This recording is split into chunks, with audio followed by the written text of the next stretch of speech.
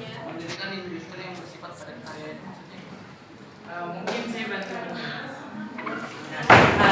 Jadi cara mengatasi pengangguran yaitu dengan mendirikan industri yang bersifat padat karya. Ini itu merupakan cara mengatasi pengangguran struktural ya struktural kalau nggak salah. Nah, dengan mendirikan industri yang bersifat padat karya, itu dapat memberikan kesempatan atau lowongan kerja bagi para seniman gitu untuk bekerja di industri yang padat akan karya itu, sehingga dapat mengurangi dan mengatasi pengangguran. Jadi intinya kalau simpelnya itu industri padat karya itu industri yang dia lebih memilih menggunakan tenaga kerja manusia dibandingkan mesin. Karena kan kalau dia menyerap tenaga kerja manusia artinya pengangguran itu berkurang kan. Nah itu kenapa pendirian industri padat karya itu bisa menjadi solusi untuk mengatasi pengangguran. Berjawab? Jadi lebih mengandalkan tenaga manusia ya? Iya, jadi dia menyerap tenaga manusia dibandingkan dia berinvestasi pada mesin-mesin. Terima kasih. Kan ini materinya kan penganggurannya. Nah, misalkan kita punya keluarga atau kayak temen yang udah dewasa yang udah waktunya untuk kerja. Nah, dia masih bingung untuk kerja di mana atau dia masih nganggur gitu. Gimana cara kita sebagai pelajar untuk mendorong dia untuk cari pekerjaan atau gimana? Sebenarnya itu kan out of topic dari kita ya. Tapi di sini aku mau ngasih tahu aja kalau misalkan ada penganggur, terus gimana sih cara kita sebagai pelajar ngedorong penganggur itu? Gimana ya ngomongnya? Waktu itu ada yang namanya kayak tren apa sih? Iya, jadi kayak orangnya itu tuh kita misalkan kita semisalnya maaf banget.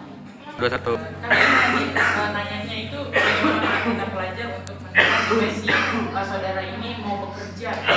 Nah, kalau menurut aku ya, dengan cara kita memberikan informasi mengenai lowongan-lowongan pekerjaan dan juga memberikan informasi tentang balai pusat latihan kerja itu. Nah, tujuannya supaya mereka bisa melatih si saudara ini untuk bisa siap dalam mencari pekerjaan di dunia pekerjaan. Kira-kira mengerti nggak sampai sini? Ya, kan kita udah sempat kasih ini ya tadi dampaknya. Itu dampak psikologis. Jadi sebenarnya kalau misalnya ada orang nganggur, kita nggak seharusnya ngejudge orang tersebut sih. Kemudian kita sebaiknya mencari solusi kayak misalnya itu memberikan informasi dan itu lebih ke perannya pemerintah buat membuka lebih banyak lowongan pekerjaan dan pasti orang itu berusaha buat nyari kerja karena sekarang standar kerja di Indonesia tuh nggak masuk akal ya, maksimal usia 25 tahun, pengalaman kerja dari lahir itu seperti itu. Cipung ya, cipung. Oleh karena itu yang orang sebagai pengangguran itu juga bakal kayak merasa minder lah kalau misalkan ada orang yang ngejar dia. Jadi kayak dari diri sendiri gitu, dia tuh pengen punya pekerjaan, gimana sih caranya? Tadi yang kayak Sandro bilang, kita cari informasi gitu. Ini termasuk dari diri sendiri juga sih, kalau misalkan kita mau cari pekerjaan ya berarti kita juga harus rajin-rajin cari informasi. Ada lagi? Nasila ya? Nasila.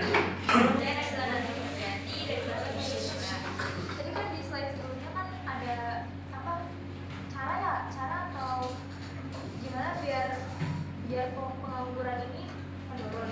Salah satunya kan tadi caranya dengan menerapkan sekolah kejuruan kan. Nah di slide sebelumnya lagi ada beberapa table di kayak SMA dan SMK. Nah di sekolah kejuruan ini tingkat penganggurannya lebih tinggi dibandingkan SMA. Nah itu gimana tuh bisa ikuti kayak gini? Sementara kan tadi di slide selanjutnya itu slide ini kan tingkat SMA kejuruannya kan lebih tinggi penganggurannya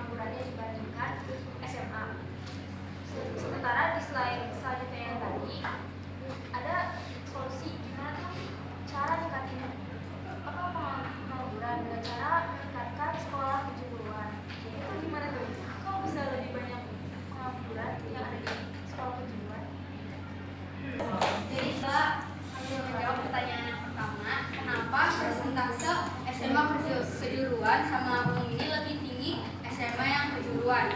Nah di sini tuh karena mungkin siswa kejuruan ini kan dikit ya, jadi mungkin persentasinya dia lebih banyak. Nah terus juga SMA kejuruan ini kan dia udah lebih spesifik dia di jurusan apa. Nah sementara kalau yang SMA ini kan masih belajar semuanya gitu kan, jadi biasanya yang SMA kejuruan ini tuh pasti dia lebih milih untuk nggak lanjutin ke tingkat yang lebih tinggi kuliah, jadi dia mending langsung nyari kerjaan gitu karena itu padahal itu perusahaan-perusahaan itu minatnya itu yang udah sarjana, sementara yang sarjana itu kebanyakan dari SMA umum yang lanjut ke tingkat kuliah.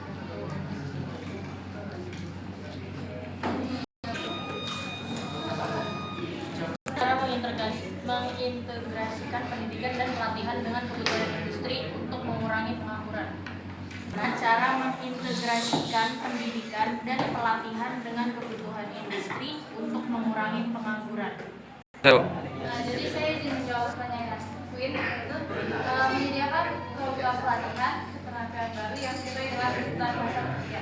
Kedua itu mendorong kehadiran seumur hidup dan peningkatan keterampilan berkelanjutan.